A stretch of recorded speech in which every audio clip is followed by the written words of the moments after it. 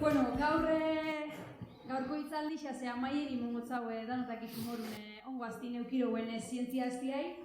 Hiru egun intzir Point of Science barron neukiroue hitzaldi batzuk, eta gaur ja amaieri moteko aztiai hitzaldi potente bat eukiko eruguaz. Orokorrin balorazio oso positibu, jenti etorrire, eta bueno, jente barrexebe ikusiro, beraz, egon zazen noi eta hori, eskerrik asko. Bueno, gaurkun, Fernando Jauregui dakau gehuaz, izarrakatxik berbangozku. Bueno, bera Iruñan jasuren, eta Jose Maria de Huarte ikastetxe publikune ikasiban, eta batxierra gero fizika zientzixetan lizentziatu zen, lehengoko ziklu Zaragozako Unibertsiadin eman, eta bigarren ziklu edo espezializazioi astrofizikan eman Madrilgo Unibertsiade Konplutenzin. Ikasketak edaro, lan mundure salto emanin, UPN-en matematika eta informatikako saieko irakasle morun azizan biharrein 1989 eta 1992 aurrea Iruñako planetasun ekoizpena eta pedagogiako arduradune da. Hainbat elkarteko kidera, danak astronomixin ingurun da bizenak, eta hainbat nabarmentzeko proiektutan parte hartu dau, izar eskola edo planetasun emon dizen 50 dokumental baino gexaua zuzendu eta ekoizituz. Beraz, hitzaldi potente bat akau duaz, beraz, eskerrik asko duen etortearen da nahizunin aurrinek. Eskerrik asko.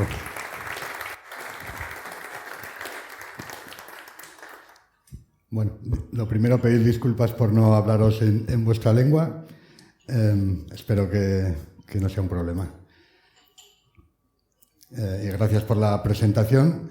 Cuando contactó Eduardo conmigo para esta charla y me pidió el currículum, los currículums son un rollo, sobre todo cuando te has hecho viejo y no has parado de currar toda la vida, al final acumulas un montón de cosas y se ponen a contar y no acaban nunca. Entonces, pensé en lo más interesante que había hecho a lo largo de estos años y me di cuenta que una cosa que es fundamental en la vida de todos y que en este tipo de presentaciones nunca se menciona es dónde has pasado los primeros años de tu vida. Esa niñez en la que vas al cole, todos los niños van al cole y parece que eso se da por hecho y se quita de los currículum. Aparece la universidad, el centro de investigación, no sé qué. Nada de eso hubiese sido posible si no hubieses ido a ese cole que está en la base absolutamente de todo.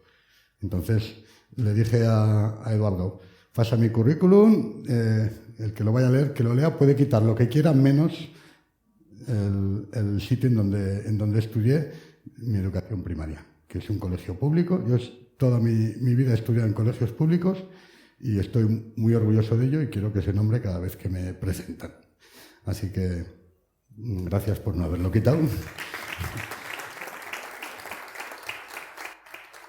Desde que estoy en el planetario pasan por ahí todos los años del orden de 20.000 escolares de todos los tipos de centros y es fantástico ver a los niños que entran al planetario. Normalmente los niños vienen de excursión, o sea, es un día de fiesta, es un día guay.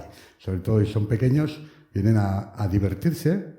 Los profesores muchas veces los traen para que les demos esa lección del universo que aparece en el libro y que dice, bueno, esto les llevamos al planetario y ya está, y ya hemos hecho. Los profesores quieren que enseñemos a los niños las cosas que vienen en los libros de astronomía, pero el planetario, un planetario no está para enseñar. Enseñar es un proceso demasiado largo, demasiado complejo, demasiado rico como para que en una hora y media que están con nosotros podamos enseñarles. Lo que sí que podemos hacer desde el planetario o desde los museos de ciencia o desde los sitios a los que llevan a los niños desde el colegio, es hacerles disfrutar con las cosas del aprender, lo que sea. O sea, que vean que aprender es divertido y que te lo puedes pasar muy bien si miras un un bosque, si miras un río, si interpretas un cuadro, cualquier cosa. Nosotros hablamos de las estrellas, es lo que nos toca, y nuestro objetivo fundamental es que, hablando del universo, hablando de las estrellas, hablando de la imaginación, ellos pasen un buen rato y se motiven. Eso es lo que les podemos dejar a los niños. No para enseñarles, sino para que cuando vuelvan al cole ellos quieran aprender. Porque si no quieren aprender, los niños no van a aprender nada. Nuestro objetivo fundamental es motivar a los niños para que quieran aprender. Y ver a los niños de distintas edades, de distintos colegios, de distintas procedencias, convertirse, yo qué sé, viene el cole con las monjas y vienen todos con el mismo uniforme, en perfecta fila, perfectamente ordenados, entran todos, se sientan en su sitio, viene detrás el cole público, que es un mogollón de niños, de razas, de todo, y vienen al mogollón y se sientan, y de repente cuando los tienes a todos tan distintos, llega un momento en el que se convierten todos en niños y son todos lo mismo. Da igual que lleven uniforme, que lleven corbata los que son de colegios del Opus o sean de colegios públicos, da igual. Los pones a saltar y se ponen a saltar todos igual, con uniforme o sin uniforme. Les preguntas y te contestan todos en masa, y cuando les pides que griten, gritan exactamente igual, independiente. Eso es fantástico. Ahí te das cuenta que estás con niños, que los niños son niños y que con ellos se puede hacer cosas maravillosas. Yo los mejores ratos los he pasado con niños en el planetario que se han venido arriba. Creo que sus profesores estaban sufriendo un poco, pero la verdad que se organizan unos saraos en una sala en la que caben 200 niños, que tienes total oscuridad y que tienes a todos que tienes a todos los niños contigo, pendientes de lo que les dices, intentando contestar. Eso es una sensación fantástica. Y esa forma de proceder en la que el público, en este caso los niños, sean participantes de lo que ahí está ocurriendo, es una cosa que ya no me puedo quitar nunca de mis presentaciones. Así que hoy, disculpadme, pero dicen que a la escuela se va a aprender. Y que yo sepa, yo ya tengo unos cuantos años y todavía no lo sé todo. De hecho, cuanto más sé, menos sé. Más cuenta me doy de lo poco que sé.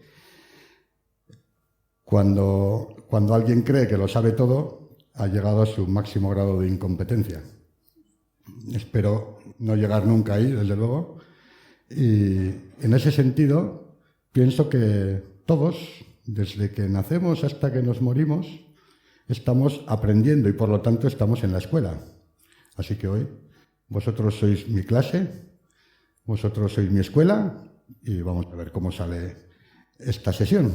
Eso sí, es una clase especial porque hay una barra en la que venden cerveza, café o lo que queráis, y que os invito a en cualquier momento levantaros y ir a consumir, que al fin y al cabo estamos en un bar.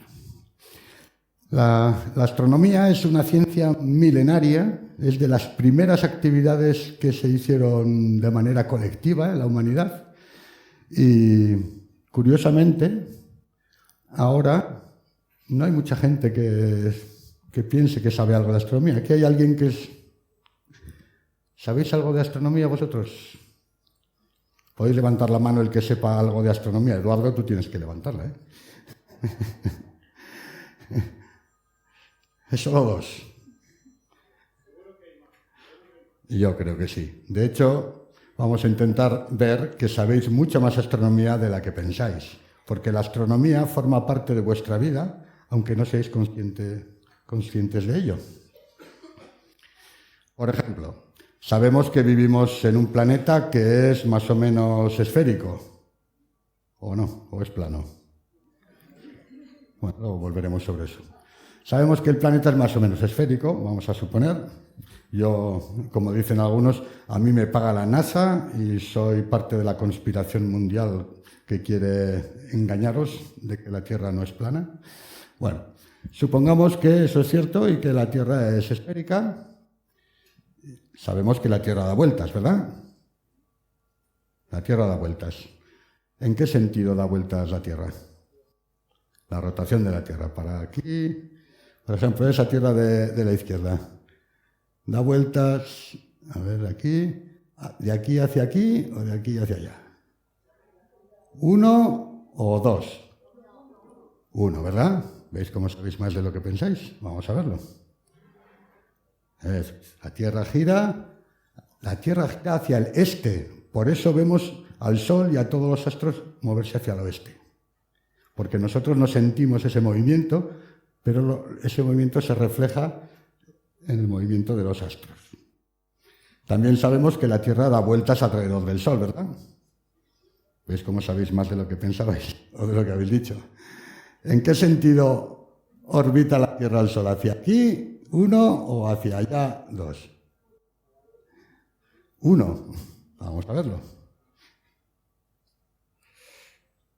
Ahí la tenemos. Efectivamente, si os fijáis, si miráramos desde arriba ambos movimientos, serían en el mismo sentido. Visto desde arriba, en sentido antihorario, ¿no? Eso nos da una pista. No solo eso, sino que todos los planetas del sistema solar giran alrededor del Sol en la misma manera. Y casi todos dan vueltas sobre su eje también en el mismo sentido. Esto es una pista importante que nos dice de dónde viene el sistema solar, cómo se formó. ¿Vale? Pero sabemos que la Tierra da vueltas en torno a su eje y gira alrededor del Sol. Eso lo sabemos todos. Quizá no es tan popular otro movimiento que tiene la Tierra, que se llama el movimiento de precesión. Igual quitamos este audio al vídeo, si no te importa, gracias. Bueno, en este vídeo de la NASA vemos algunas de las cosas que estudiamos los astrónomos: el plano ecuatorial, el ecuador de la Tierra, forma un plano que extendemos al espacio, está inclinado respecto de la órbita de la Tierra, 23 grados y medio. Gracias a eso tenemos unas estaciones estupendas. Pero el movimiento de rotación de la Tierra, combinado con el de traslación alrededor del Sol, lo hace manteniendo el eje más o menos estable, pero ese eje va cabeceando lentamente. Da una vuelta en 26.000 años casi.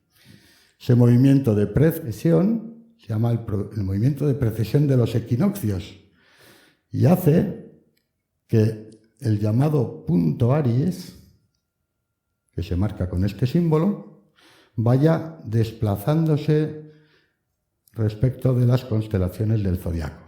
Se llama punto Aries, pero ahora está en Piscis y pronto va a estar en Acuario.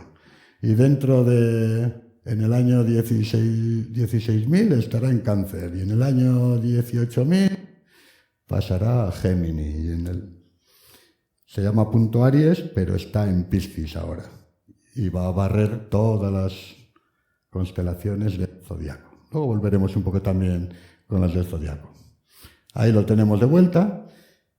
No solamente ese movimiento de precesión hace que los equinoccios vayan barriendo el zodiaco, sino que el propio eje de la Tierra vaya apuntando a lugares diferentes de la bóveda celeste. Por ejemplo, hace 4.000 años, cuando hicieron las pirámides, el polo de la Tierra apuntaba a una estrella de la constelación del Dragón que se llama Tuban. En el año 0 prácticamente no había estrella polar. En el año 2000 tenemos la estrella polar como estrella polar.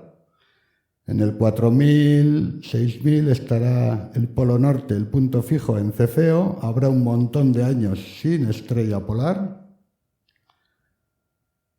Fijaos, aquí en el año 14.000 Vegas será una estrella polar. Aquí tendremos estrellas de Hércules y un montón de años en las que los que vivan, si queda alguien, ¿verdad?, no tendrán estrella polar. Pero ahora nosotros tenemos una, es bastante buena, es de las mejores que ha habido a lo largo del ciclo de estrellas polares. Y eso es una suerte que tenemos. Si viviéramos en el hemisferio sur, no tendríamos esa suerte. En el hemisferio sur ahora mismo el polo de la Tierra no apunta a ninguna estrella que se pueda reconocer fácilmente, así que en el hemisferio sur no hay estrella polar, pero nosotros la tenemos. Así que un brindis por la polar, porque es una casualidad y podría no haber ocurrido.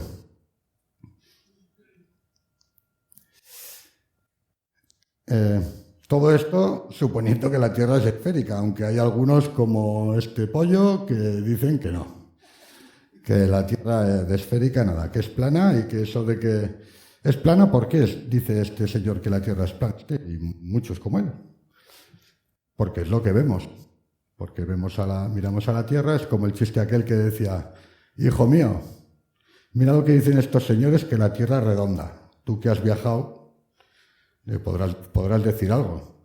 Dice, sí, papá, yo hice la mili en Cádiz y he de decirte que en Cádiz la Tierra es igual de plana que aquí. Pues ese es el tipo de razonamientos que a esta gente les vale. Y como ahora tienen Facebook, pues se hacen mundialmente conocidos, hacen reportajes y un poco lo que decía Einstein. A Einstein se le atribuyen infinidad de frases, algunas son ciertas, otras no. Y una de las que se atribuyen, dicen, hay dos cosas que tengo bastante claras en respecto al concepto de infinito. La primera, el universo es infinito, y segunda, la estupidez humana es infinita. Y de la primera tengo ciertas dudas. Estaría reafirmándose en la segunda parte de su afirmación al conocer que existen gentes que dicen que la Tierra es plana. Dicen, en fin, frases tan insostenibles como esta. Dice, estoy seguro que hay mogollón de seguidores de la Tierra plana que apoyan a Trump, pero no diría que son una cosa desproporcionadamente importante. O sea, hay muchos o muchísimos, pero no a ver, ¿en qué quedamos? En fin, pues este tipo de frases, de alguna manera, nos dicen de quién estamos hablando cuando hablamos de los terraplanistas. Lo cierto es que en una de las webs de los terraplanistas, la NASA ha colocado este vídeo, que creo que merece la pena ver. Dice que la NASA provee de puntos especialmente ventajosos para observar la Tierra. 25 satélites en órbita baja, junto con los instrumentos que están instalados en la Estación Espacial Internacional. Estos son satélites diseñados por la NASA en órbita baja para estudiar la Tierra esférica. Están orbitando a la esfera de la Tierra. Solo para observar la Tierra, no para observar las estrellas o cosas del universo. Los datos de estas misiones son libres, gratuitos, y cualquiera tiene acceso a ellos para fomentar la investigación. Además de esos satélites en órbita baja, tienen uno más que está orbitando el punto de Lagrange, L1, a 1,5 millones de kilómetros de la Tierra, y está dedicado exclusivamente a estudiar la Tierra como un todo. ¿De acuerdo? Propiedades globales de la Tierra desde esa distancia. Y es observación permanente, intentando motivar a la siguiente generación de jóvenes ingenieros, de jóvenes científicos, a la siguiente generación de la gente que nos va a descubrir pues algunas de las cosas. Está bien, nuestro planeta está cambiando, vivimos en él, estamos en ese planeta y es importante que lo estudiemos y que sepamos qué ocurre con este planeta, que además ahora mismo está bastante bastante enfermo. Pero bueno, vamos a volver al tema en el que empezábamos, a la astronomía, porque quiero saber qué cosas sabéis de la astronomía. Bueno, he saltado dos preguntas. La primera era, ¿cuántos nombres de estrellas conocemos? Seguro que conocéis el nombre de alguna estrella, ¿verdad? A ver, la más fácil, ¿cuál es? Hay una más fácil que la polar. El Sol, claro que sí. Yo siempre digo, al menos 2 estrellas las conoce todo el mundo. El Sol y la estrella polar. ¿Por aquí habéis dicho otra? Sirio. Esa es la estrella más brillante de la noche. Orión, que he oído por aquí, es una constelación, no es una estrella. ¿Alguna otra? Aldebarán, fijaos qué nombre tan chulo. Aldebarán. Los nombres de las estrellas, la mayoría se los pusieron los antiguos árabes y significan las cosas que a ellos les parecía que hacían esas estrellas. Aldebarán, en el movimiento que tiene a lo largo de toda la noche, va detrás de un grupito de estrellas que seguro que habéis oído hablar de él, de las Pléyades. Les suelen llamar las palomas, las 7 palomas, las 7 cabrillas, los pollitos. Bueno, y Aldebarán va detrás de las Pléyades, va siguiendo a las Pléyades. Aldebarán significa la que sigue a las Pléyades. ¿Alguna otra? Rigel, muy bien. ¿Más? Mira, Betelgeuse. Bueno, hay más de 1000 estrellas que tienen nombres propios, algunas de ellas tienen varios. Por ejemplo, hay una, luego la veremos, que está en la constelación de Leo, que se llama Regulus en latín. Los antiguos árabes que vivían en la península ibérica la llamaban Calbalazada y los vascones la llamaban Saldioña, porque por aquí leones no debía de haber muchos en la antigüedad, pero caballos sí, y le llamaban Saldioña. Bueno, pues sabemos el nombre de unas cuantas estrellas, al menos 2 las sabíais todos. Planetas, ¿cuántos planetas hay hoy en el sistema solar? 8, hay consenso, ¿verdad? Muy bien, hay 8 planetas, efectivamente. ¿Y en 1950 sabéis cuántos había? 9. Bueno, tengo una audiencia muy ilustrada. ¿Y en 1920? En 1920 había 8, porque Plutón se descubrió en 1930, con lo cual pasamos de 8 a 9 y luego en 2006 otra vez a 8. Conocéis la historia, ¿verdad? Lo de los planetas enanos. Bueno, venimos ahora. ¿Cuántos planetas había en la Edad Media? Bueno, lo primero que he de decir es que el concepto de planeta evoluciona como evoluciona el conocimiento de las cosas. Un planeta para nosotros hoy no es lo mismo que para la gente del medievo o para los antiguos, para la gente de la antigüedad. Hoy para nosotros un planeta es un astro que tiene una forma más o menos esférica, que da vueltas alrededor de una estrella y que en su órbita no hay otro tan importante como él, no hay otro parecido a él. Es decir, es más o menos redondo, ya nos olvidamos de lo de la Tierra plana, ¿verdad? Es más o menos esférico, orbita alrededor del Sol, de una estrella, y ha limpiado su órbita de otros como él. Es el único que tiene esa órbita. Esas 3 condiciones necesita un objeto para ser llamado planeta. Plutón cumple las 2 primeras, pero la tercera no. En la órbita de Plutón hay unos cuantos como él y por lo tanto no le llamamos planeta enano. Muy bien, pero antes de Copérnico, de Galileo, de Kepler, los planetas no eran eso.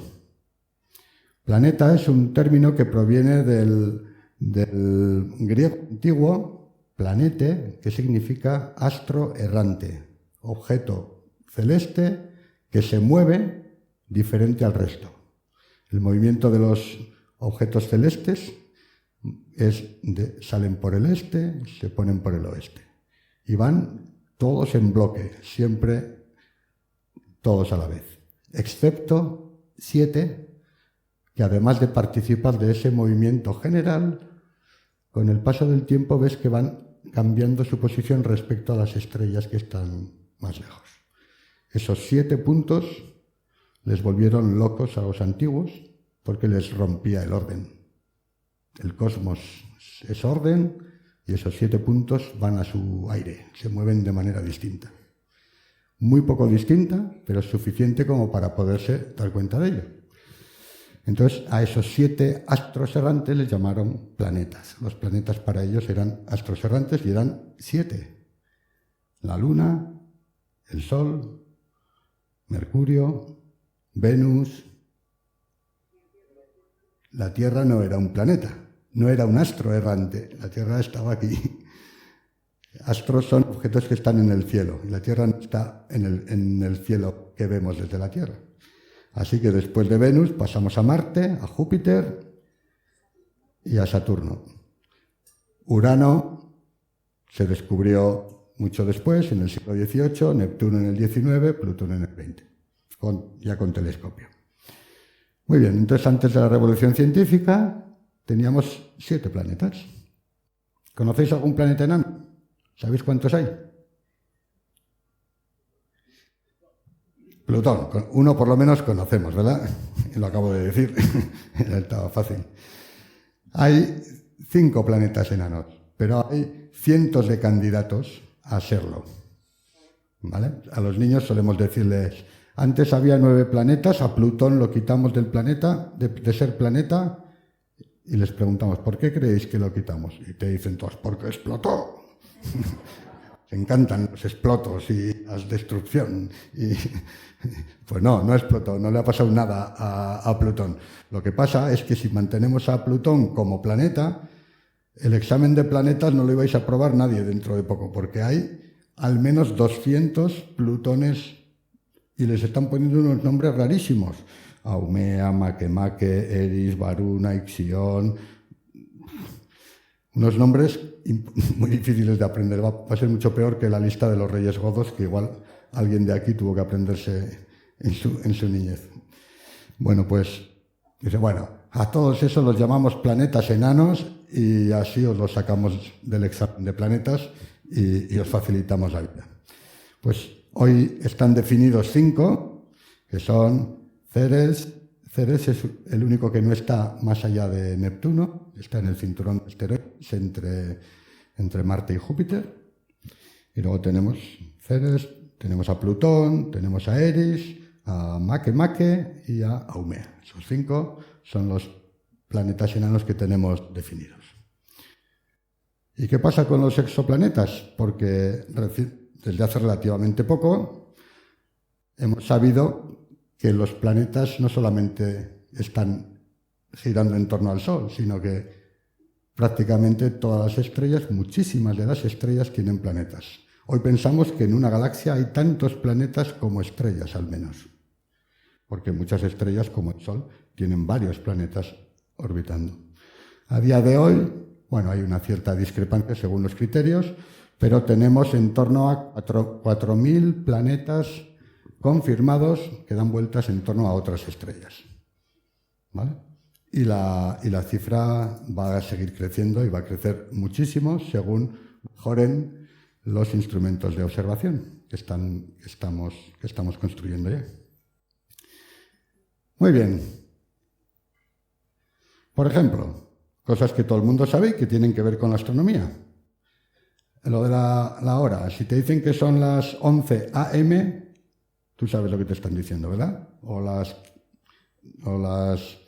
11 p.m., ¿vale? Antemeridian, postmeridian. Si te preguntan cuántos días tiene la semana y qué nombres tienen los días de la semana, todo el mundo lo sabe. Si te preguntan cuántos meses tiene el año, también lo saben. Si te preguntan si los días duran lo mismo y las noches a lo largo de todo el año, ¿qué decís?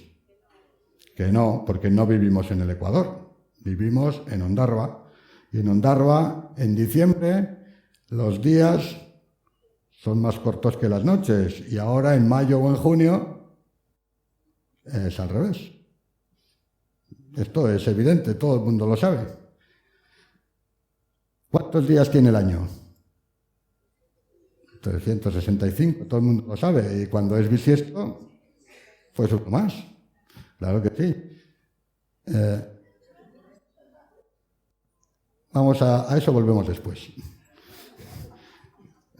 El meridiano. El meridiano, pues es una línea que los astrónomos definimos, es como un círculo máximo que pasa por los puntos cardinales, está asociado a la posición del observador y por el cénit. Pasa por el sur, el norte y el cénit. Cuando el Sol se levanta del horizonte, antes de llegar al meridiano, es la mañana. Cuando llega al meridiano es justo el mediodía solar, y a partir del mediodía solar empieza la tarde. Este es uno de los movimientos aparentes más típicos y que más nos machacan en la universidad para saber la trigonometría esférica que hay detrás de estas cosas, pero es algo que está en el conocimiento de todos. AM significa por la mañana, PM significa por la tarde.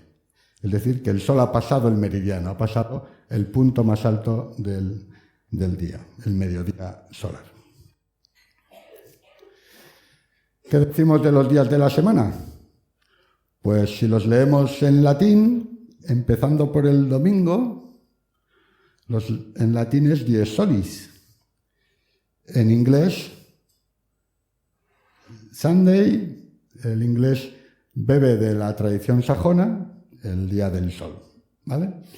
El lunes es el de la luna, el martes el de Marte, el miércoles el de Mercurio, el jueves el de Júpiter, el viernes el de Venus y el sábado el de Saturno. 7 días tiene la semana, como 7 planetas en el sentido antiguo del término había en el cielo. La luna, el sol y los 5 que se ven a simple vista. Los 7. Y a cada uno hemos dedicado un día de la semana. Bueno, el domingo, en castellano, el domingo se le cambió el nombre, el dies solis, porque como en la Biblia decía que el séptimo día descansó, pues ese día se lo dedicaron al Señor. El dies dominus, el domingo, ¿vale? Pero en la tradición anglosajona sigue siendo el día del sol, anterior a la tradición cristiana. La otra cuestión es ¿por qué tienen este orden tan raro? ¿Por qué después del día del sol viene el de la luna, después el de Marte, después el de Mercurio? Están como desordenados. ¿De dónde viene ese orden tan desordenado? Eso es una cosa curiosa que nos habla de alguna manera de esa relación que las culturas ancestrales tuvieron con los cielos. Las cosas de los cielos eran muy, muy importantes, eran sagradas para los antiguos y por eso colocaban ahí dioses, creencias, las cosas que no comprendían.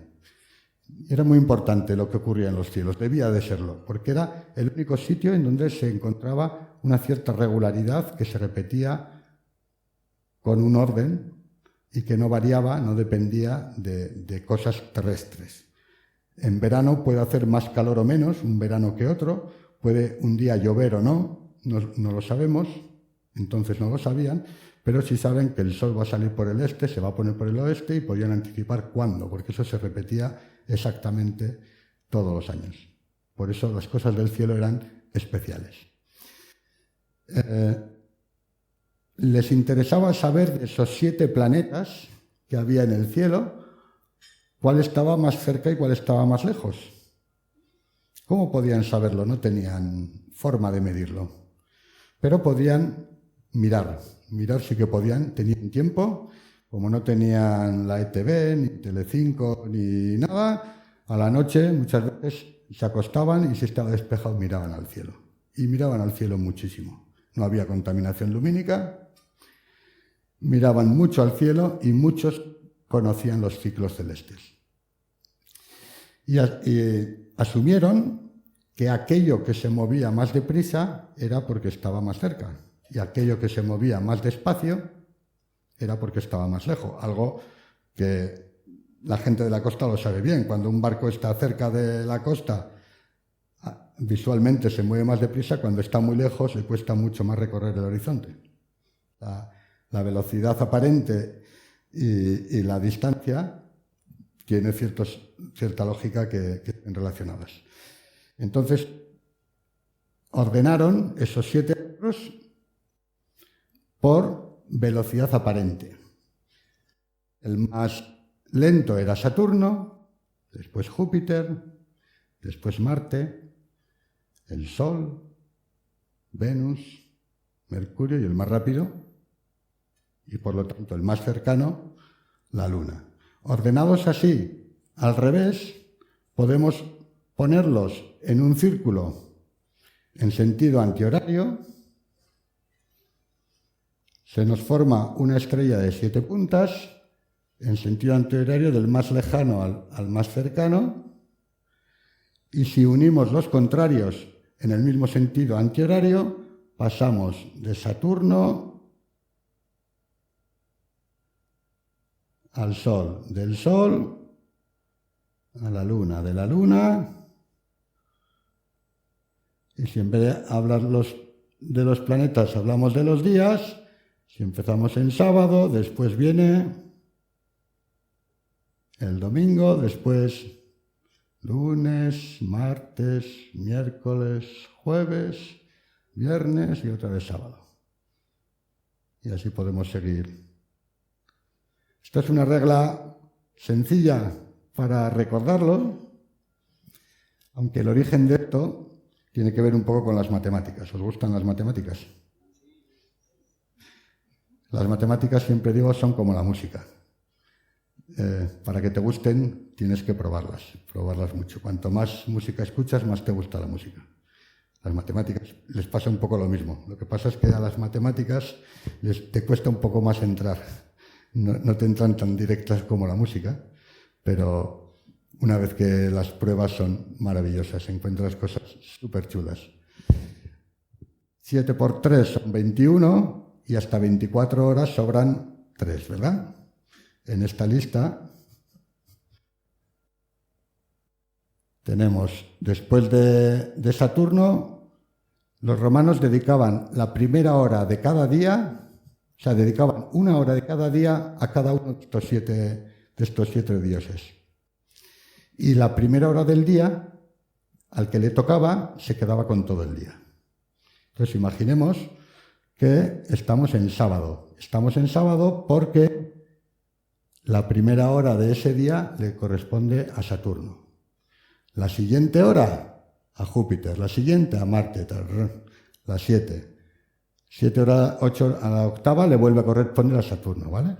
7 por 3, 21. Haces el ciclo 3 veces y hasta 24 horas te sobran 3. Entonces, la 21, la 22, la 23, perdón, la 22, la 23, la 24, la primera hora le tocaría el Sol. Así que después del sábado viene el domingo. Lo mismo. 7 por 3, 21, 1, 2 y 3. Lunes. 1, 2 y 3. Martes. 1, 2 y 3. Miércoles. 1, 2 y 3. Jueves. Por eso tenemos ese orden tan raro en los días de la semana. Viene de tradiciones antiguas. Esto es una regla mnemotécnica para recordarlo, pero el origen está en que a cada hora le dedicaba un dios y en la primera hora del día se dedicaba el día entero, además de los demás. Bueno, cosas de la antigüedad. También sabemos todos que el año tiene 12 meses, ¿verdad? ¿Por qué? Porque aproximadamente en un año caben 12 lunaciones, de luna llena a luna llena.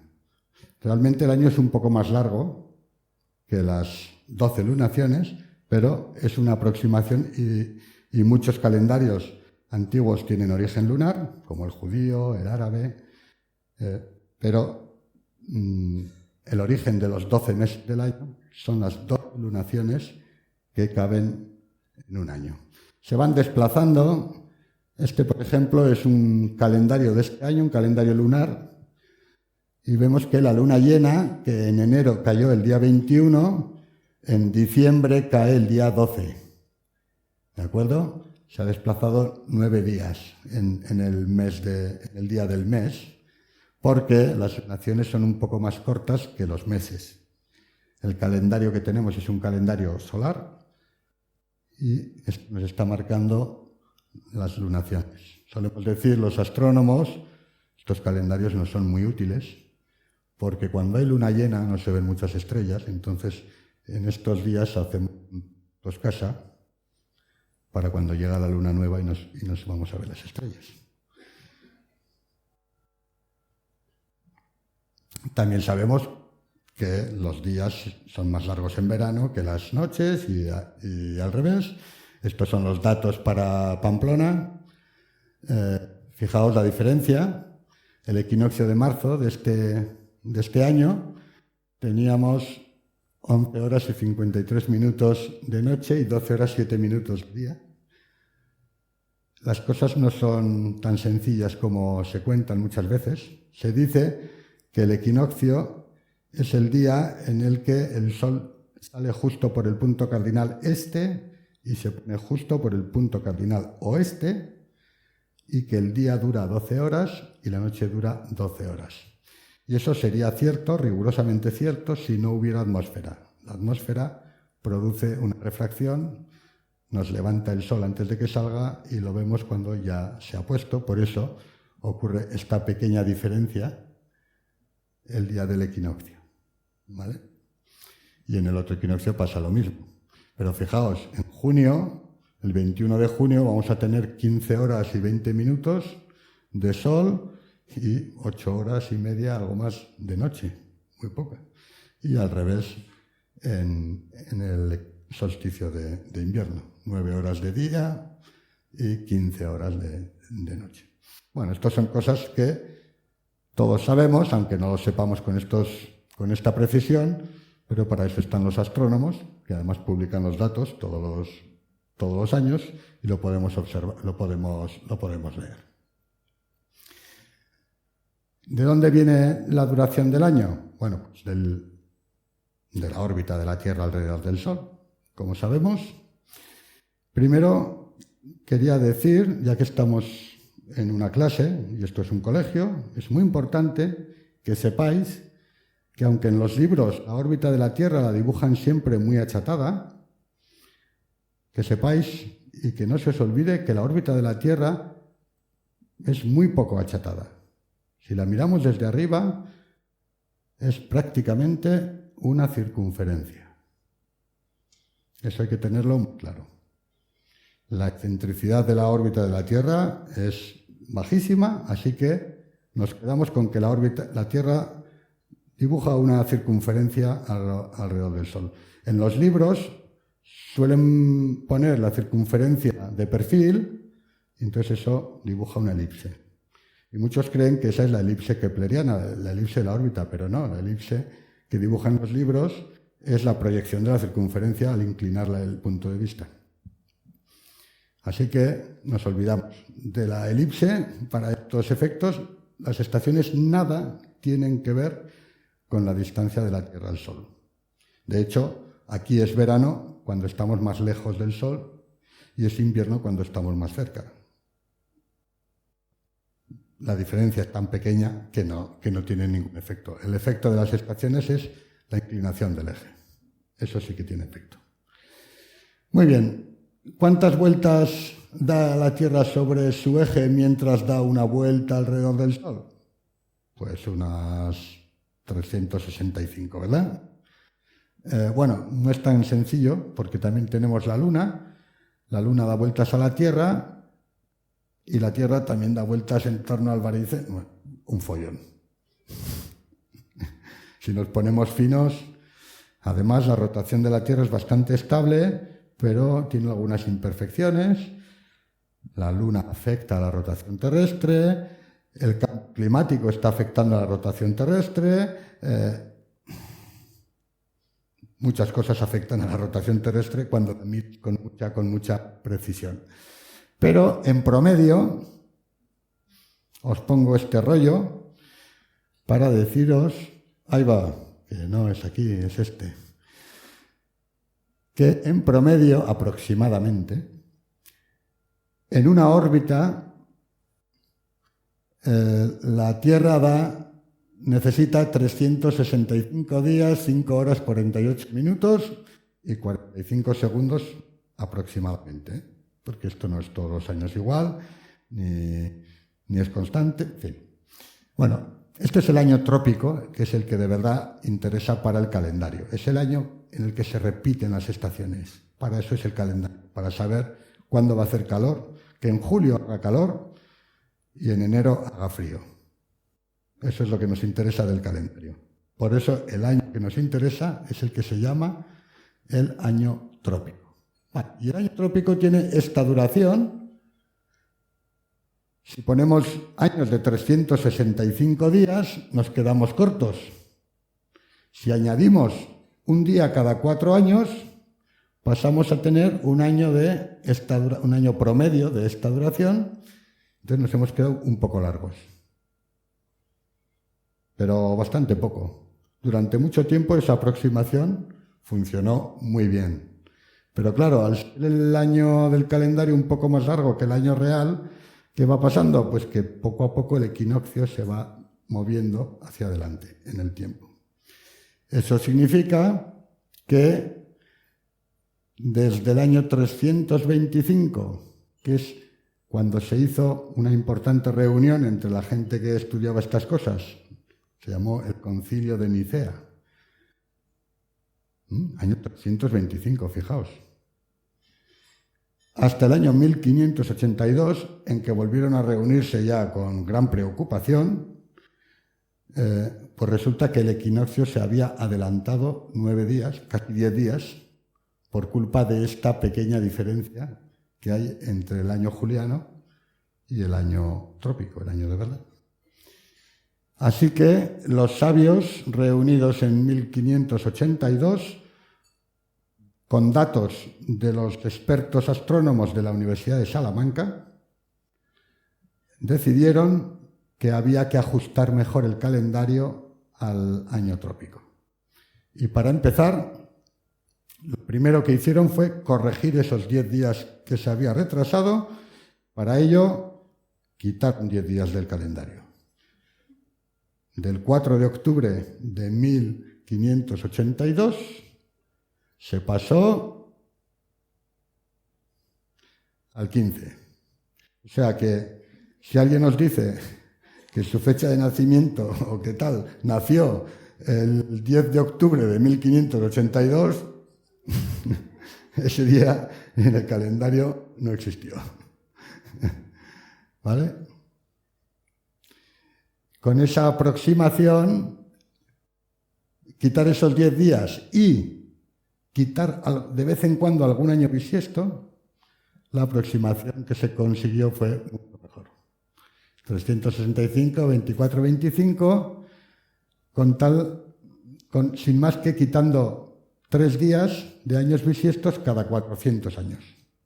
De esta forma, el año después del 1582, el primero fue el 1600, bueno, pues en 1600 le tocaba ser bisiesto porque es múltiplo de 4, pero como también lo era de 400, pues decidieron que lo fuera. El 1700 le tocaba ser bisiesto porque es múltiplo de 4, pero como no es de 400, aunque le tocaba ser bisiesto, decidieron que no lo iba a ser. Quitaron ese día. El 1800 igual, el 1900 igual, y el 2000 decidieron que sí lo fuera. Entonces, nosotros hemos vivido el año 2000, que ha sido bisiesto, pero el 1900, el 800 y el 700 no lo habían sido ninguno.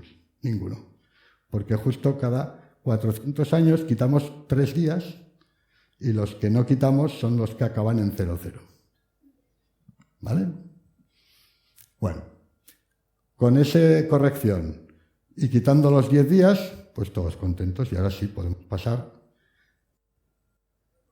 a lo que nos estaba zozobrando, ¿verdad? Que pinta el brazo incorrupto de Santa Teresa en esta historia.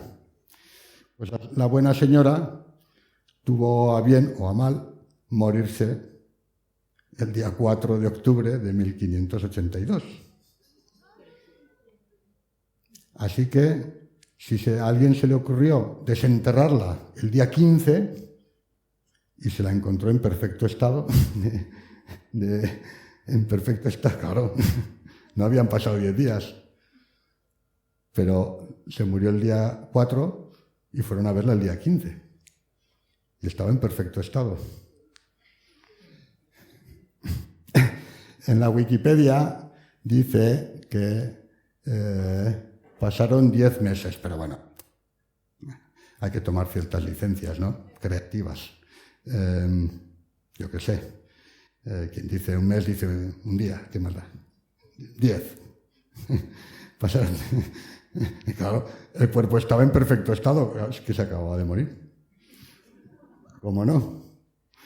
Así que esto es una explicación científica de por qué el brazo de Santa Teresa estaba bueno, y todavía, claro, estaba incorrupto. 10 días después, no. El día 15 estaba incorrupto, no 10 días después. Cosa que no ocurre de normal, pero justo aquí, sí. Vamos a hacer una pequeña pausa, ¿os parece bien? Seguimos. ¿Habéis pedido algo? Porque el local nos lo ceden para que, decía en Pamplona, también hacemos cosas de estas en sitios como este, y ellos nos dicen, chicos, nosotros vivimos de vender cervezas, que lo sepa la gente. Bueno, pasamos a la segunda parte, vamos a ver si vamos un poco más rápido. Sí que voy a pedir que apaguen luces para poder ver bien las estrellas. ¿Las vemos bien? ¿Las reconocéis? ¿Alguien reconoce algo aquí? Sí, ¿verdad? La Osa Mayor, claro que sí. El carro de la Osa Mayor. Estas 7 estrellas, Dube, Merak, Cegda, Megrez, Aliot, Mizar y Alcaí. Y la pequeñita, Alcor. Ya os he dado 8 nombres más para cuando os pregunten nombres de estrellas. ¿Os acordáis de ellos? Sí, ¿verdad? ¿Esta cuál era? Bueno, si os aprendéis estas dos, ya hemos hecho algo. Dube y Merak. Dube, Merak. Con los niños jugamos a repetirlas. ¿Cómo era esta? Vale. Merak. Muy bien. ¿Por qué? A estas les llamamos las estrellas puntero porque apuntan a la estrella polar. Y como la estrella polar no es muy brillante, es la más famosa, pero no es la más brillante. Saber cuál es, a simple vista, pues a veces no es fácil. Para saber cuál es, buscas el carro, que lo tienes en estas latitudes, lo tenemos todas las noches en el cielo, siempre que no haya nubes. Bueno, aunque haya nubes también está en el cielo, para que no las vemos. Y esté donde esté el carro, estas 2 estrellas siempre van a apuntar a la estrella polar. Así que con la estrella polar ya tenemos el norte. Los antiguos marinos a Polaris le llamaban navigatoria, porque les ayudaba a navegar. ¿Y por qué le llaman el carro de la Osa Mayor? ¿Alguien ha visto alguna vez un oso con un carro? ¿O un carro con un oso? Ahora hay un oso por el Pirineo Navarro, una osa. Por cierto, esto son fotos que hice hace menos de un mes. En Larra, donde está la osa esa, a la que yo no vi, pero seguro que a mí ella me vio. Más vale que no tenía hambre o decidió que yo no era buen menú, porque si no... ¿Veis un oso ahí?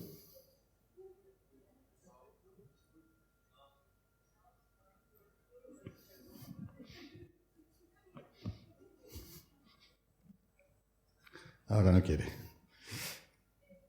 ¿Y ahí? Venga, hombre, un poco de imaginación, por favor. Hombre, digamos que debe ser un oso hormiguero, porque tiene una cola muy larga. Los únicos osos que tienen una cola tan larga son los osos hormigueros. Pero bueno, podemos imaginar aquí el hocico, las patas delanteras, las patas traseras, ¿vale? Imaginación al poder, hombre. A ver, ¿veis algo aquí? Pues a ver, os voy a dar una pista. Si antes os he puesto la osa mayor, ¿qué os habré puesto ahora? Muy bien, clarísimamente está ahí la osa menor. Aquí ya es imposible pintar un oso, nos conformamos con pintar un carro y seguro que sabéis cómo se llama esta estrella de la osa menor, ¿verdad? La más famosa de todas. La estrella polar. Sí, señor. La estrella polar es la del extremo del mango de este carrico pequeño. Normalmente desde las ciudades, con la contaminación lumínica que tenemos, solo se ven estas dos y esta, y la polar. Y estas te las tienes que imaginar, ¿vale? Pero en Larra, ahí en el Pirineo, en la frontera con Francia, pues se veían todas. La foto que mandé a Eduardo para hacer el cartel de esta charla es también una de esas fotos que hice en Larra, y el horizonte iluminado que se ve es Francia, la parte francesa, y se ve el resplandor de toda la costa guipuzcoana, y al fondo se ven vuestras luces desde Larra. Aquí no se ve, igual si apagáramos todas las luces, es difícil de ver. Estaba un poquito al oeste. Bueno, ¿veis alguna constelación que conozcáis aquí? Casiopea, muy bien. Que forma una letra que es una W. Casiopea en la tradición grecorromana pues era la reina de Etiopía y una historia súper chula y tal. Y la constelación representa el trono de la reina Casiopea. ¿Veis ahí un trono? Y ahora veis una silla, al menos. Yo no sé qué cenaban los antiguos, pero veían unas cosas. Venga, esta es súper conocida. De hecho, esta es de las constelaciones más antiguas y de las pocas, hay dos que se parecen más o menos a lo que representan. En una foto es difícil de reconocer, a ver si... ¿Qué os parece esto? Un caballo, claro, sois vascos, sí señor, un caballo. Para el resto del mundo es un león, pero aquí es un caballo. Y esta estrella se llama Saldioña, la pata de caballo. Esta es la constelación de Leo. ¿No os parece un león? No soy muy bueno dibujando, pero fijaos, tiene la melena, la cabeza, la cola. Esta estrella se llama Benévola, que en árabe antiguo significa la cola. Ese mechón de pelo que tienen los leones al final de la cola estaba representada. Bueno, pues Leo. Seguro que todo el mundo había una constelación que se llamaba Leo. Y también todo el mundo sabe que hay una constelación que se llama... Esto os parece un cangrejo. No, ¿verdad? Bueno, pues esta es la constelación de Cáncer. ¿Vale?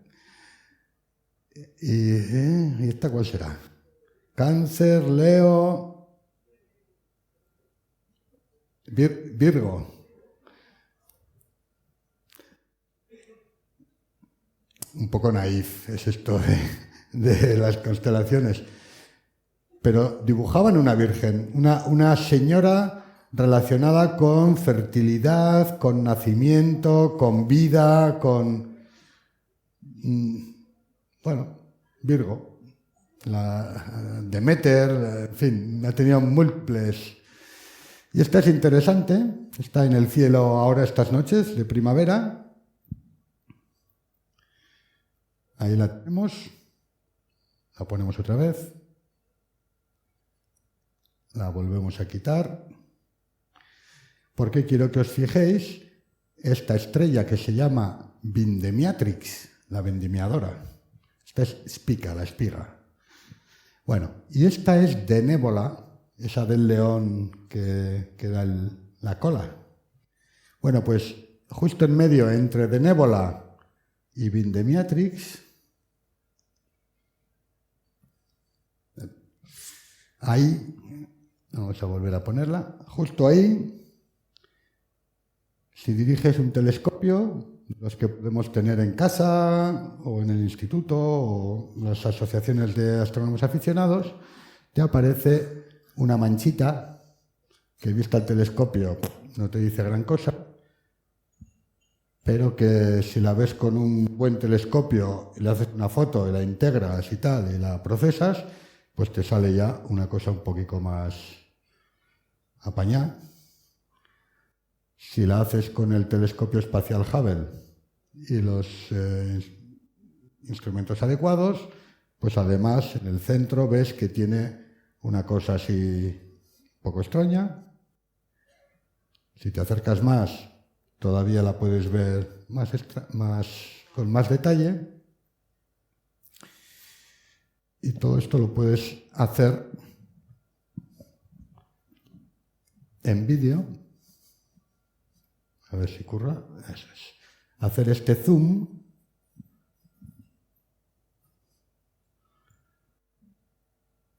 A esa zona del cielo entre Vindemiatrix y Denébola, en donde se encuentra esta galaxia que tiene un jet que le sale justo del centro, un chorro de materia que le sale justo del centro y que el telescopio espacial Hubble fotografió repetidas veces y se dio cuenta que algo muy gordo estaba ocurriendo ahí.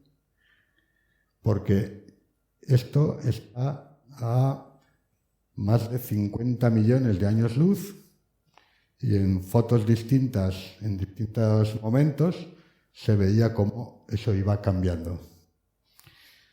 Para que eso se vea desde un telescopio que está en la Tierra, estando tan lejos, algo muy gordo tenía que estar ahí dentro. Efectivamente, desde hace muchos años se sospecha que la mayoría de las galaxias, en particular M87, que es esta que está ahí en el cúmulo de Virgo, tienen un agujero negro en el centro y esos agujeros negros producen fenómenos ultraviolentísimos, ¿vale? Pero nunca se habían podido ver hasta que nos pusieron este smiley, ¿verdad? Seguro que lo habéis visto. No hace demasiado, el 11 de abril de este año, se hizo pública la primera imagen de un agujero negro. El agujero negro es esto oscuro que hay aquí. Y esto es materia que está alrededor del agujero negro y que está cayendo. Señores, una noticia científica que fue portada, bueno, en el ABC un poco menos, pero fue portada en todos los periódicos del mundo, lo cual, este es el correo de la edición de Vizcaya, que la he buscado, que en Álava también era portada. En fin, me hace mucha gracia estos son argentinos. Tienen la foto y abajo el agujero negro de los precios, y ahí se están... En fin, bueno, los publicistas. Hemos de decir que muchas veces hablamos de los agujeros negros. Un sitio con una gravedad tan inmensa que nada puede salir, se lo traga todo. No puede salir ni la luz, por eso es negro. Pues como el agujero negro de Hacienda, ¿no? No, porque los agujeros negros de las galaxias o los estelares, lo que entra desaparece del universo observable. Desaparece. No podemos saber qué ocurre al otro lado de la frontera. Pero en Hacienda sí, no desaparece. Nos quieren hacer creer que desaparece, pero a que no desaparece. Desaparece de nuestro universo observable, pero no desaparece. Seguro que alguien lo tiene por ahí. Esa es la diferencia entre los agujeros negros astrofísicos y los otros. ¿Cómo hicieron esa foto? Seguro que habéis oído hablar del telescopio del EHT, el telescopio Horizonte de Sucesos. El horizonte de sucesos es esa frontera que envuelve a los agujeros negros y que destruye toda la información. Todo lo que atraviesa esa frontera, esa membrana, pierde la información. No podemos saber nada de lo que ocurre al otro lado. No nos puede llegar nada de lo que ocurre ahí dentro. Hay una forma que describió de manera brillantísima Hawking de extraer energía de un agujero negro, pero lo que no extraes es información. Entonces, bueno, ¿cómo obtuvieron esa imagen? Con el telescopio, que no es un telescopio óptico, es un conjunto de radiotelescopios repartidos en distintos lugares del planeta. Por cierto, participó de manera activa como uno de los centros importantes el telescopio que tenemos en Sierra Nevada, en el Instituto de Astrofísica de Andalucía, que es un instituto del CSIC, cuyo director es Anchón Alberdi, que se dedica profesionalmente a estas cosas, y el director, Anchón Alberdi, es nacido en San Sebastián, vivió su infancia en Pamplona y ahora está trabajando allá. O sea que, bueno, pues podemos sacar un poco pecho, que uno de los jefes de esta historia es un paisano nuestro. Un tío fantástico, por cierto, Anchón. Y bueno, pues él operó IRAM, el radiotelescopio de Sierra Nevada, para ponerlo al servicio de este proyecto tan maravilloso que pretendía, como ha conseguido, pues fotografiar o obtener una imagen, la primera imagen de un agujero negro que, bueno, seguro que habéis oído, ha sido una cosa complicadísima. Los datos se obtuvieron en 2017 y 2 años ha costado procesar la brutalidad de información que se obtuvo en las observaciones simultáneas que tuvieron lugar en todos estos radiotelescopios repartidos por todo el mundo, que, operando de manera simultánea, construyen un radiotelescopio tan grande o con la misma resolución que todo el planeta. Es como si hubiéramos podido construir un radiotelescopio del tamaño de la Tierra. No para captar su imagen, pero sí para su resolución. Y cuando en 2024 se llegue de nuevo a la Luna, 24 o 28, ya veremos, y se instale una base permanente en la Luna, una de las primeras cosas que probablemente harán será montar una de estas antenas en la Luna para poder hacer interferometría muy larga base entre la Tierra y la Luna y poder obtener imágenes con la resolución que nos daría un radiotelescopio que tuviera el tamaño de la distancia de la Tierra a la Luna, 380.000 kilómetros. Entonces podremos ver dónde por fin están los euros del agujero negro de Hacienda. Con ese seguro que sí. Bueno, un momento. Bueno, estas son, pues eso, informaciones sobre el agujero negro, el tamaño que tienen, el horizonte de sucesos. M87 es una galaxia muy, muy grande. Nosotros vivimos en un planeta que da vueltas a una estrella, que es el Sol. El Sol es una estrella, una más de los cientos de miles de millones de estrellas que forman una galaxia que se llama Vía Láctea. La Vía Láctea tiene pues entre 100.000 y 400.000 millones de estrellas, como el Sol. Y en el centro de la Vía Láctea hay un agujero negro que es mucho más pequeño que este. Por eso han observado este, porque aunque el nuestro, digamos, el de nuestra galaxia está mucho más cerca, solo a 27.000 años luz, frente a los 55 millones de años luz que está este. Pero el nuestro es más pequeñito, solo tiene una masa equivalente a la de 4 millones de soles. Este tiene una masa equivalente a 6.000 millones de soles. Es muy bestia. Y el tamaño del horizonte de sucesos sería tal que englobaría, si estuviera donde el Sol, hasta la órbita de Saturno. Es muy, muy grande, por eso lo han podido ver. Bueno, pues vivimos, como digo, en una galaxia que, como la mayoría de las galaxias, tienen agujeros negros galácticos en el centro. Un agujero negro es una cosa más o menos común en el universo, aunque es muy extraña. Las cosas que ocurren cerca de un agujero negro son muy, muy raras, muy lejanas a nuestra percepción habitual de la realidad. El espacio se pliega, miras hacia adelante y te estás viendo la cogota. El tiempo pasa muy, muy despacio. Ves que, en fin, son unas cosas muy raras las que ocurren cerca de un agujero negro. Sin embargo, son objetos bastante comunes. En el universo hay muchos.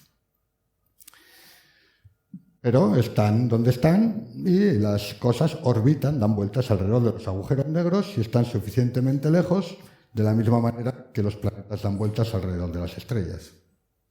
Si están cerca, no. Pero si están suficientemente lejos, no pasa nada. Los agujeros negros podemos verlos cuando se activan. ¿Cuándo se activa un agujero negro? Cuando algo pasa cerca y entonces se lo traga. Antes de tragárselo, lo acelera, lo calienta, lo deshace, lo tritura, y en ese proceso de machacamiento bestial que le hace el agujero negro antes de comérselo, emite una luz que podemos ver desde lejos. Una vez que ha entrado el agujero negro se fastidió, pero antes de entrar ocurren muchas cosas que se pueden observar y que nos dicen que ahí hay un agujero negro. Es un universo extraño, es un universo muy violento algunas veces, de una violencia absolutamente fuera de toda lógica, de toda medida. Cuando hablamos de los procesos de la energía que se pone en juego en uno de estos gargantúas, llamaban a estos objetos en interestelar, nos pasa como cuando hablan de los presupuestos del Estado, ¿no? Que nos da lo mismo, que más da 40.000 millones que 100.000 millones, y no sabemos cuántos son 1.000 millones de euros, ¿verdad? ¿O sí? O sea, podemos comparar, pero no tenemos una experiencia real de esas magnitudes tan enormes, ¿no? Es lo mismo que pasa aquí. Pues se nos escapa. Así que, y para terminar ya, para no alargarnos mucho más, os voy a dejar con uno de los finales que solemos hacer en el planetario. Por cierto, si venís al planetario, hemos renovado equipamiento hace poco, gracias a un proyecto europeo y a unos trabajos que estamos haciendo para determinar el grado de afectación que tiene la noche por culpa de las farolas de las ciudades, la noche en el Pirineo. Por eso las fotos que he puesto son fotos que he sacado en el Pirineo. Pues gracias a ese proyecto hemos renovado el equipamiento. Si algún día venís, avisarme, porque os prometo una sesión especial con el nuevo planetario y con el antiguo, que es una máquina. No sé si habéis estado alguien en el planetario. Tenía una máquina antigua enorme, que es una pasada, es como un tótem. Pues ahora la usamos menos, solo la usamos en ocasiones especiales y cuando viene gente importante. Así que si os venís, Eduardo tiene mis coordenadas, me tenéis bien localizado, avisarme y os...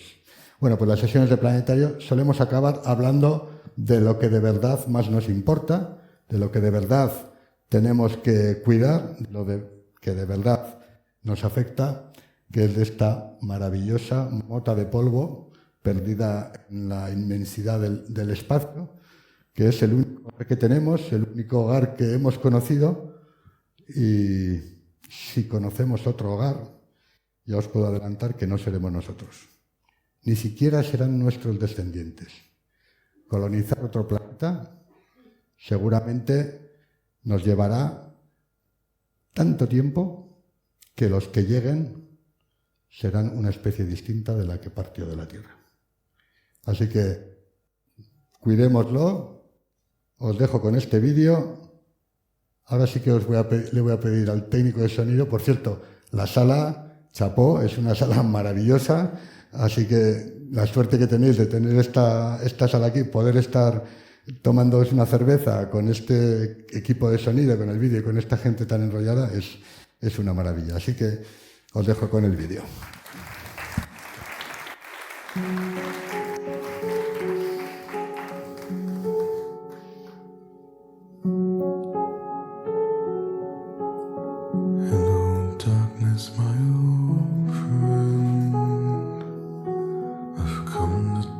With you again, because a vision softly creeping left its scenes while I was sleeping, and the vision that was planted in my brain. Estos son imágenes de un eclipse de sol vistas desde la Estación Espacial Internacional. Lo que veíamos ahí era la sombra de la Luna proyectada sobre la Tierra.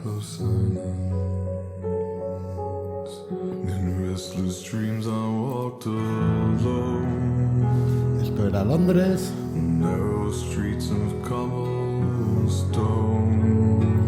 Esto es la Meca. Todas son imágenes obtenidas desde la ISS.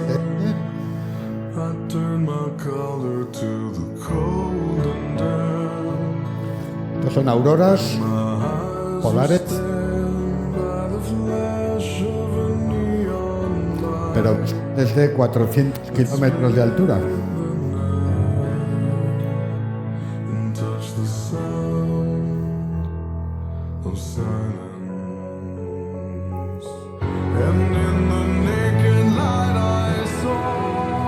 Esos destellos son rayos.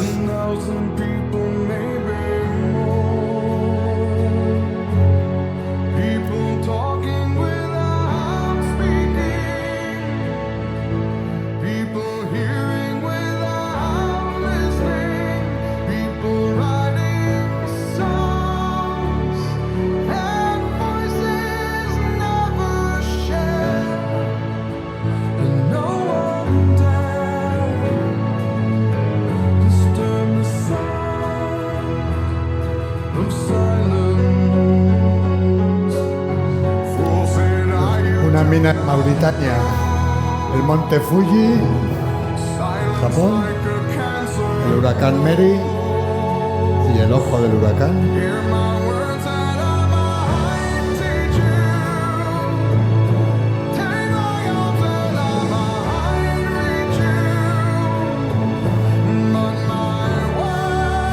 ¿Reconocéis algo? Baleares, tormenta en Italia,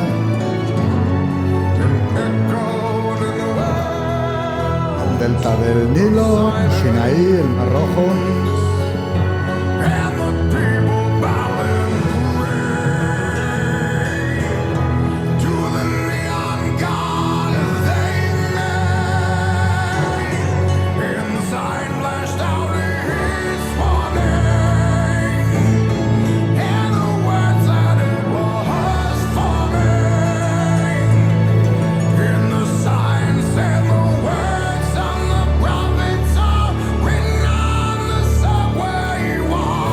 Una de las capitales del mundo, Nueva York. Esta es otra, París.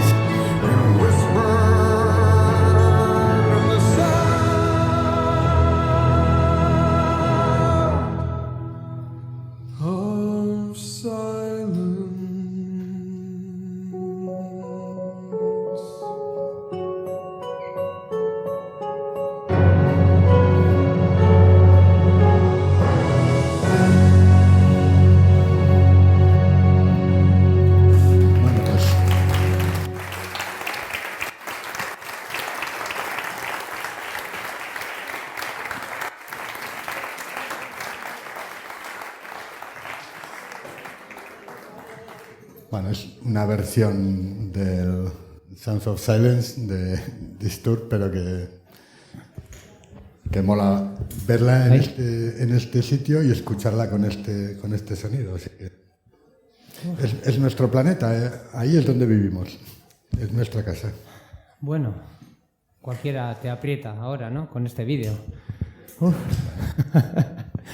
Bueno, Betty con la Shake, tenemos turno de preguntas. Nagore tiene el micro, así que cualquiera que quiera hacer alguna pregunta, pues es el momento. Animaos, que si no pregunto yo, ¿eh? Bueno, pues siguiendo un poco la costumbre, haré la primera.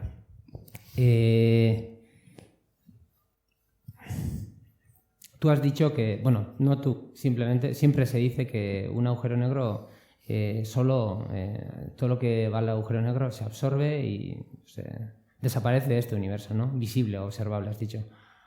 Pero aparecían ahí en ese dibujo que has puesto dos cositas, los jet approaching y jet, no sé cómo era el otro, que parecía que uno salía y el otro entraba, o algo así.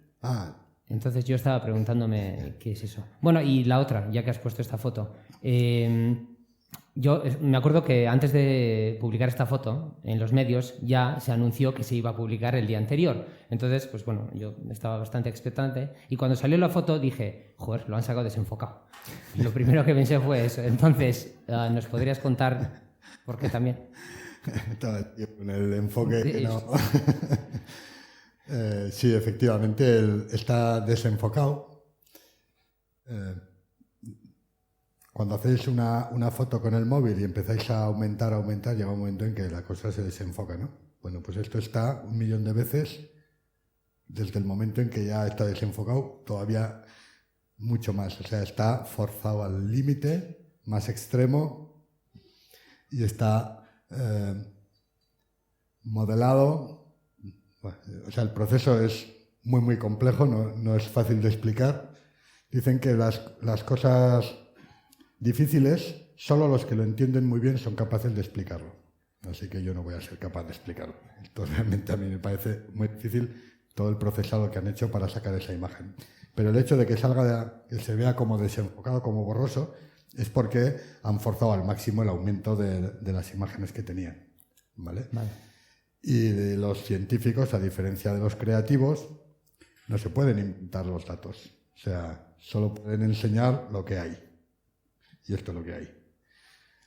Es mucho más, lo que hay ahí es mucho más detallado que lo que vemos, que lo que nos han enseñado.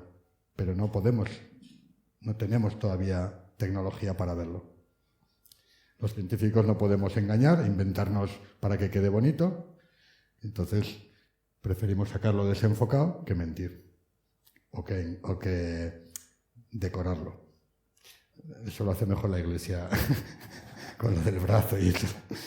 En la ciencia tiene que ser, ante todo, honesta con lo que tienen. Ya sé que no es ninguna maravilla, pero solo el hecho de poder enseñar la oscuridad, primera vez, del propio agujero negro, del propio horizonte de sucesos, merecía la pena, aunque luego supieran, como de hecho ha pasado, que con eso se podían hacer muchos memes y muchas... Se han llegado algunos memes de miles, ¿no? Bueno, pero era la primera vez que se podía enseñar la oscuridad propia del agujero negro. No solo la luz de lo que ocurre cerca, sino la propia oscuridad. Eso tenía un valor y era la primera vez que se conseguía en todos estos años. Y la otra era sobre los jet approaching y jet... A ver si la encuentro. Lo he pasado antes, ¿verdad? La siguiente, aquí estaba. Sí. Aquí pone acercándose. Approaching, sí. Este se acerca y este se aleja de nosotros, de la dirección en la que estamos nosotros. Los dos se alejan del agujero negro. Vale. Pero este además se acerca a nosotros y el otro se va para otro lado. Este lo vemos más azulado y más brillante, este más rojizo y menos brillante. Por eso esta parte es más brillante y esta es más oscura. es lo que quiere decir. Sí, aquí. pero quiero decir, la pregunta es, si nada escapa, ¿qué es esto que escapa? Era mi pregunta.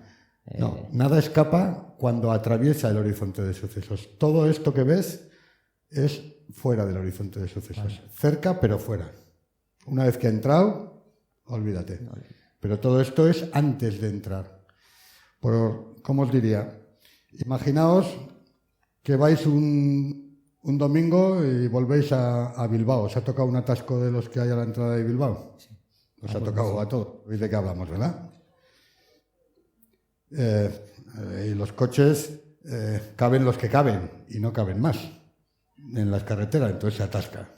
Bueno, pues aquí lo que ocurre es que es como si en Bilbao hubiera una fuerza suprema que hiciera que aunque los coches no quepan, no importa. Van a caber. ¿Cómo que no caben? ¿Cómo que no caben? Van a ir los navarros y a que sí caben. Y entonces lo que hacen es, pues escachan los coches, los escachan. O sea, el agujero negro ese atrae con tanta fuerza que la materia quiere entrar a lo bestia, pero no puede, es imposible. Chocan unos con otros, unos átomos, unos núcleos, la materia se ioniza, se calienta a unas temperaturas brutales. El agujero negro atrae. Eso cae dando vueltas friccionan unos coches, unos átomos, unas moléculas con otras, se rompen, se ionizan, los electrones salen eyectados porque los protones crean un campo eléctrico brutal. O sea, las cosas que pasan ahí son de otra galaxia. Vamos, como si tuvieras ahí a 100 navarros tirando de los coches y escachando, lo escacha todo. Es como querer meter 100.000 toneladas de trigo en un bote así.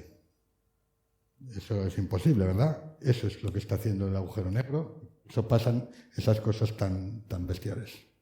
Vale, gracias. ¿Tenemos una pregunta? Hola, bueno, pues todo esto es muy apasionante, pero bueno, yo me he quedado con un comentario que has hecho así un poco de pasada. Has dicho que el cambio climático está afectando a la rotación de la Tierra. ¿Puedes decir un poquito más sobre eso? Sí, claro. El cambio climático... Bueno, me gusta hablar del cambio climático porque creo que es ahora mismo la cosa más importante de la que hay que hablar. Y siempre que tengo ocasión, aunque no lo cuadre, lo suelto. El cambio climático ahora mismo es lo más importante, no que nos está pasando a nosotros, sino que les va a pasar a nuestros hijos y a nuestros nietos. Y es en parte por culpa nuestra. Por eso tenemos que hablar de ello y mucho. Y hacer ya hay que empezar a hacer con urgencia. El cambio climático lo que está haciendo es calentar el planeta, está derritiendo las capas de hielo que estaban sobre la Tierra, sobre todo en Groenlandia.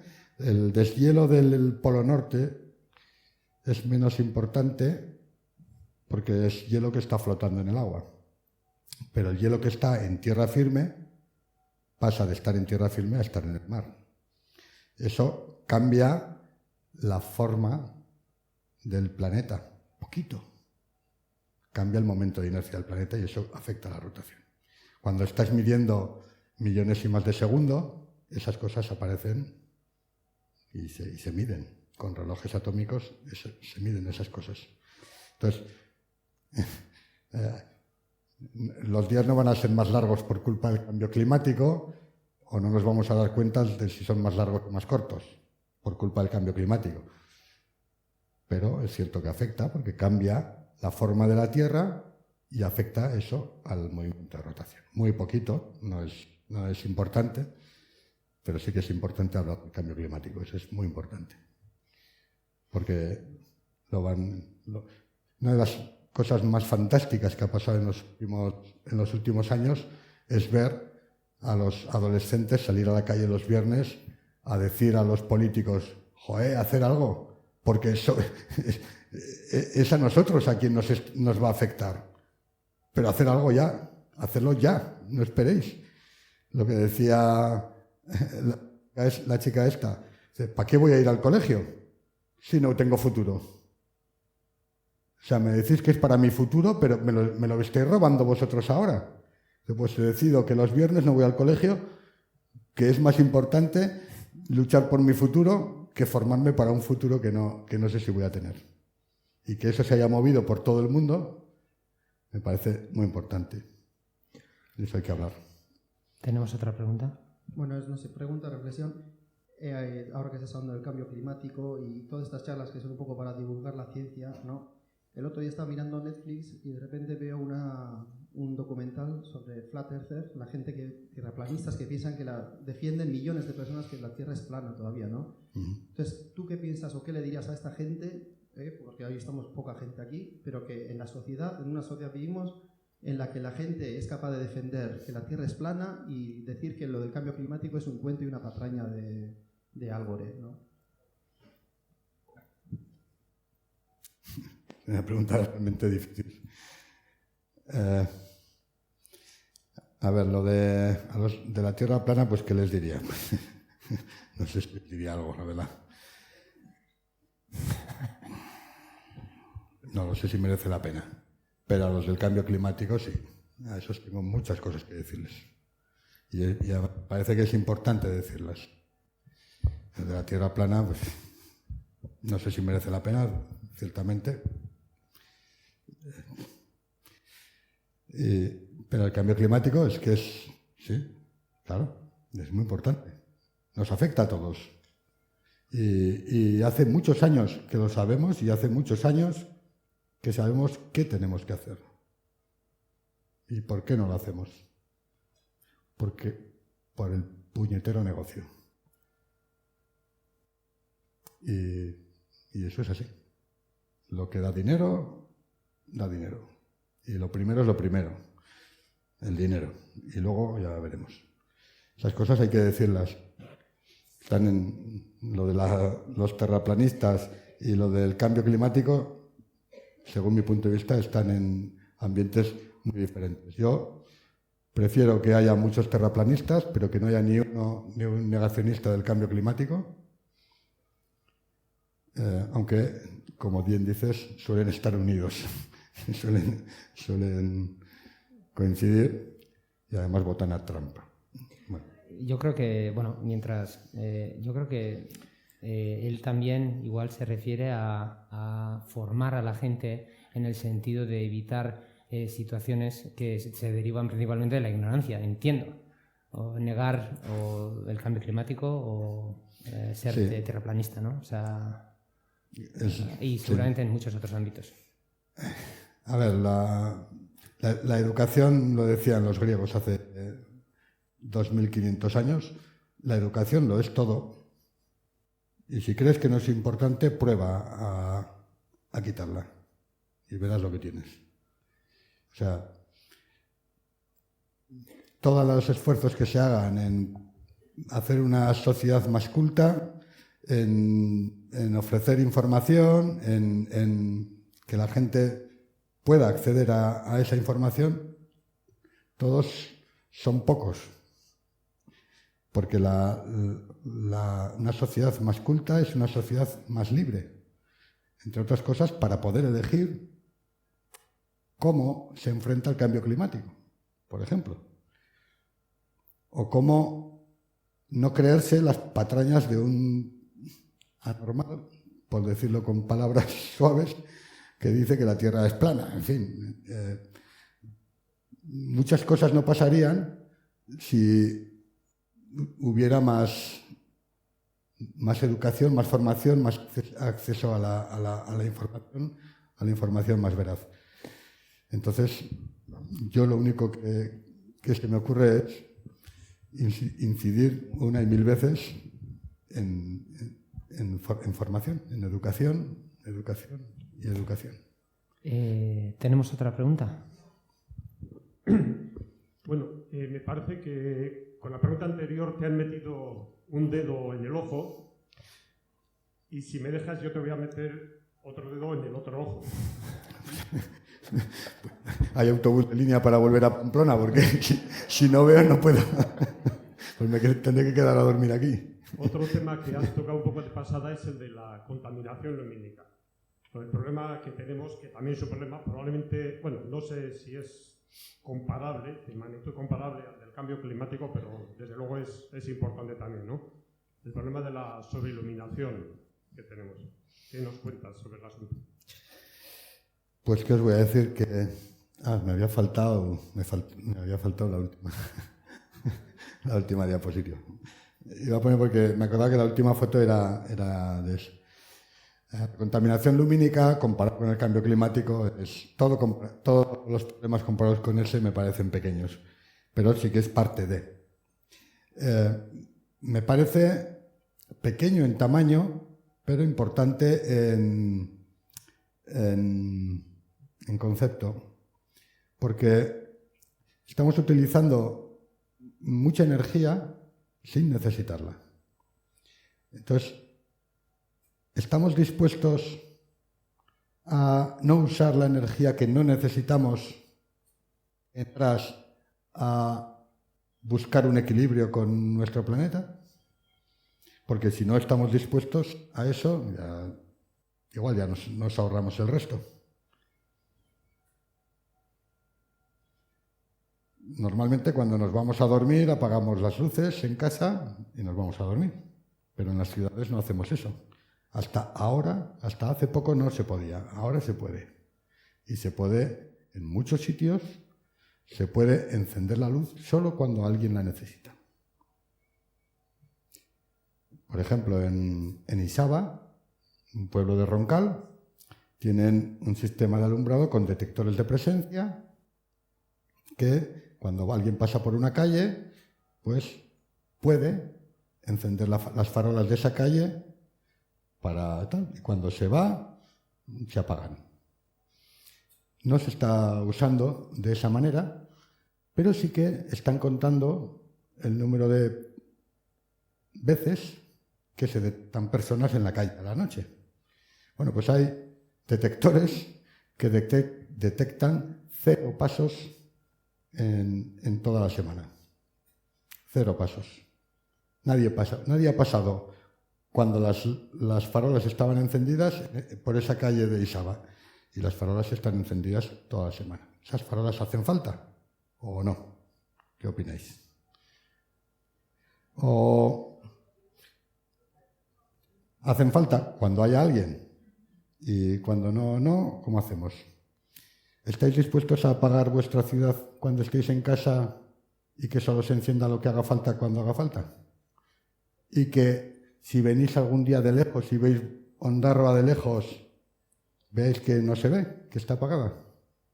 ¿O no? ¿O es más importante que cuando vengáis de lejos la veáis encendida? Estos son el tipo de preguntas que hacen que cambie la forma de entender nuestra relación con la energía o con la tecnología que estamos usando. La contaminación lumínica es un problema para los astrónomos, es un problema para muchas especies que han desaparecido por culpa de la contaminación lumínica, pero bueno, tantas han desaparecido. Estamos empezando la 6ª extinción global. Empezando significa que probablemente hayamos hecho desaparecer ya del orden de la mitad de las especies que había en la Tierra. El problema que tenemos, la cuestión es que muchas de las especies que han desaparecido de la Tierra ni siquiera las teníamos catalogadas, pero ya no están, porque no sabemos todas las especies que había en la Tierra. Las estamos extinguiendo. Bueno, eso es algo más o menos natural. Ha ocurrido más veces a lo largo de la historia de la Tierra. No es la primera vez que hay una extinción masiva por culpa de una de las especies que habita la Tierra. Ya ha ocurrido antes. ¿Vale? El problema de la extinción de especies y del calentamiento global para nosotros es que nosotros somos la especie peor preparada para el planeta que nosotros mismos vamos a dejar. O sea, nosotros somos los que nos vamos a extinguir. ¿Cómo no nos vamos a extinguir? Como decía aquel de los dinosaurios. Si sois estúpidos, ¿cómo nos vais a extinguir? Pues como especie nos comportamos de manera estúpida, porque hacemos cosas que van en contra de nuestra propia especie. no de nosotros como individuos, sino como especie. Solemos decir que encontrar vida en el universo es algo que creemos que vamos a hacer, que se va a conseguir dentro de relativamente poco. Hay muchos planetas y la vida microbiana es tremendamente resistente. Una vez que aparece, no la sacudes ni con pica pica, vamos, de ninguna manera. Ya pueden caer asteroides, explotar bombas, ya puede pasar lo que quiera.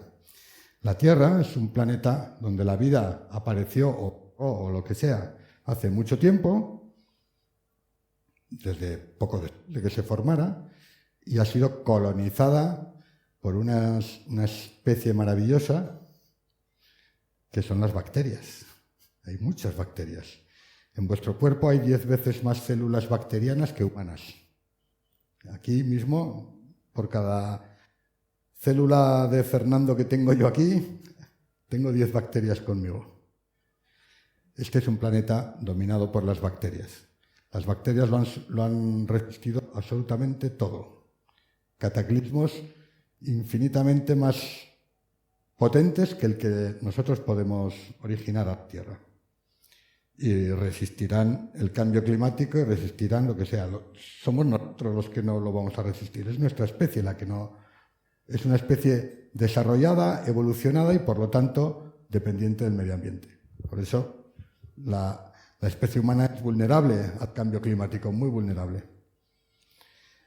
Por eso solemos decir que encontrar vida es relativamente sencillo.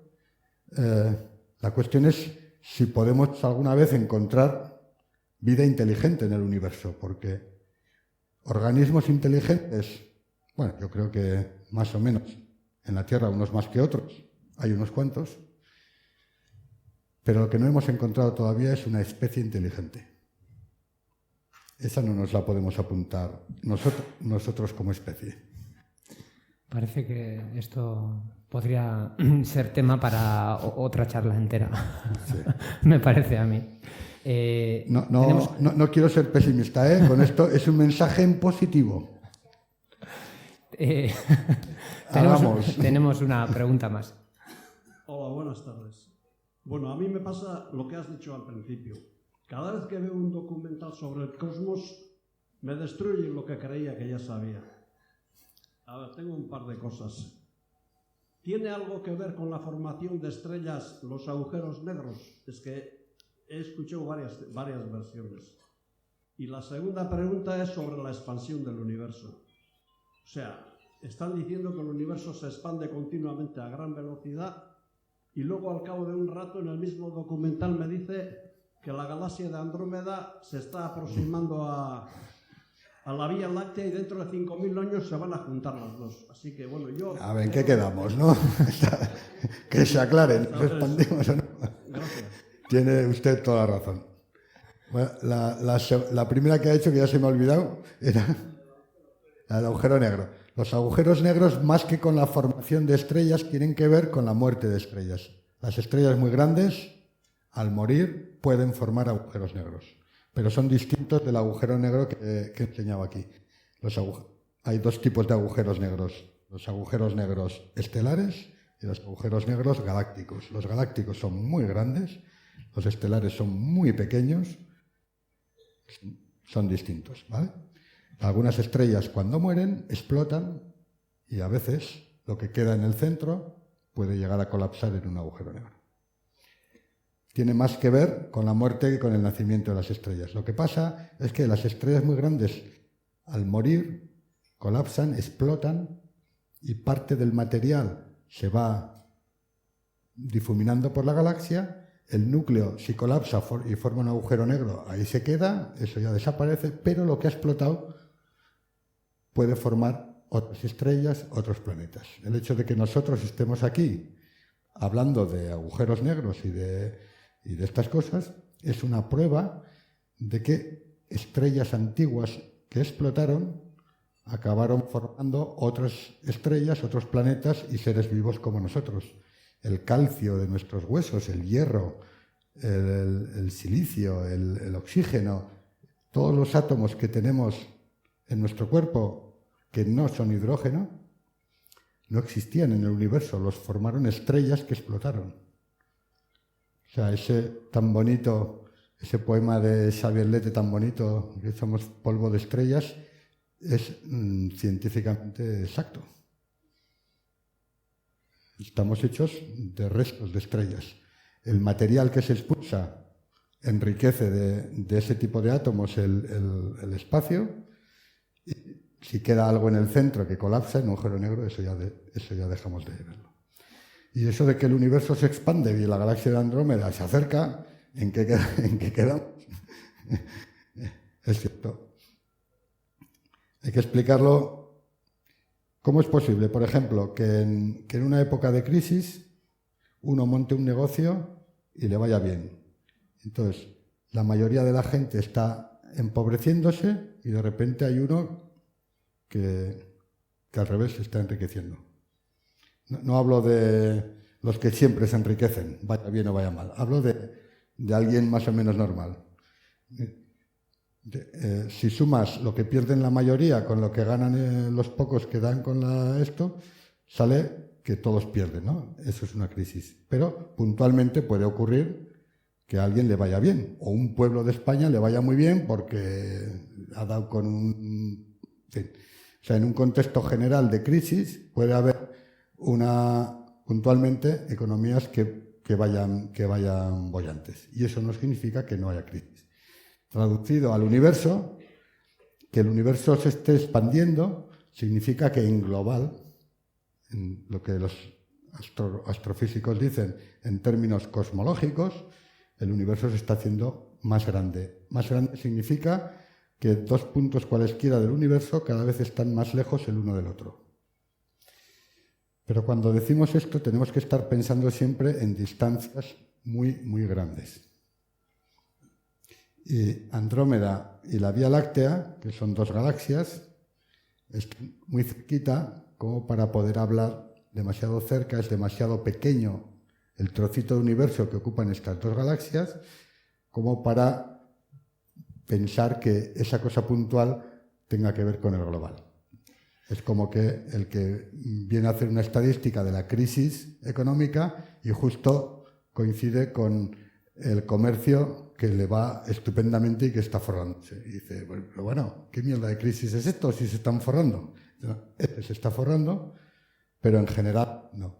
En el universo, cuando miras sitios pequeñitos, puedes encontrarte cosas que se están contrayendo, lo cual no implica que el universo en su conjunto esté en expansión. Tenemos otra pregunta, yo creo que será la última. Buenas tardes. El otro día leí que hace mes y medio, hace una semana, que hace mes y medio un negro chupó una estrella de unas dimensiones tremendas. Eso lo leí yo. A ver si sabe usted, porque lo traía, estaba escrito, es que usted puede ser que sepa de lo que ha pasado. O sea, hace mes y medio lo que se publicó es la foto esa del agujero negro tan potente. Y en esa foto lo que se ve es cómo el agujero negro se está comiendo no una, sino muchas estrellas. De hecho, lo que se ve es lo que queda después de que el agujero negro haya deshecho esas estrellas. Normalmente, cuando un agujero negro se come una estrella, de la estrella no queda ni rastro. La estrella la ha convertido en una sopa de materia ionizada que no se parece en nada a una estrella, no ha dejado ni rastro. Esto hace mes y medio, lo decía. ¿Qué ha pasado? Pues eso, es la imagen del agujero negro de la galaxia que está lejísimos, que se ha comido un montón de estrellas, y vemos la luz de esas estrellas que se están deshaciendo cerca del agujero negro. No pasa nada, eso pasa todos los días, como quien dice, en el universo.